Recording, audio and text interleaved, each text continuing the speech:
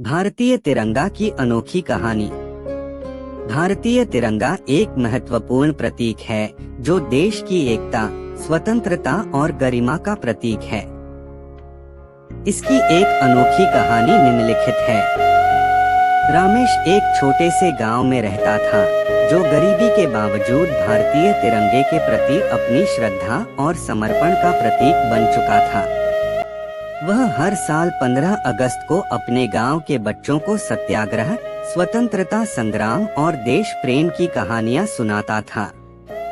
एक बार उसने अपने गांव में एक प्रतियोगिता आयोजित की, जिसमें बच्चों को भारतीय तिरंगे की तस्वीर बनाने के लिए कहा गया। उसका मकसद था कि यह बच्चे तिरंगे के प्रति उनकी श्रद्धा और अभिमान को प्रकट करें। प्रतियोगिता का दिन आया और बच्चे अपनी रचनात्मकता के साथ काम करने लगे। लेकिन रमेश की आंखें एक बच्चे की ओर जाती है, जिसका तिरंगा अधूरा दिख रहा था। रमेश ने बच्चे के पास जाकर पूछा, क्या हुआ बेटा?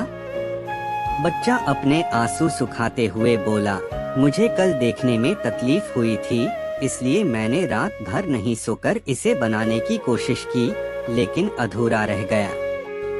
रमेश ने बच्चे की आंखों में आगे बढ़ने का उत्साह देखा और उसने उसका हाथ पकड़ा।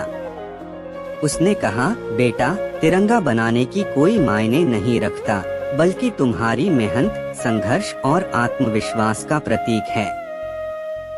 तुमने जो किया वो सिर्फ तिरंगा नहीं, बल्कि तुम्हारी संघर्ष की कहानी है, जो हमें यह सिखाती है कि अगर हम अपनी मेहनत में विश्वास करें तो हम किसी भी मुश्किल को पार कर सकते हैं।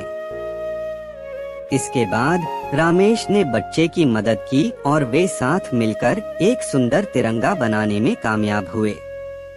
इस कहानी ने सिखाया कि भारतीय तिरंगे का महत्व न केवल उसके रंगों में है, बल्कि उसके पीछे की कहानी में भी।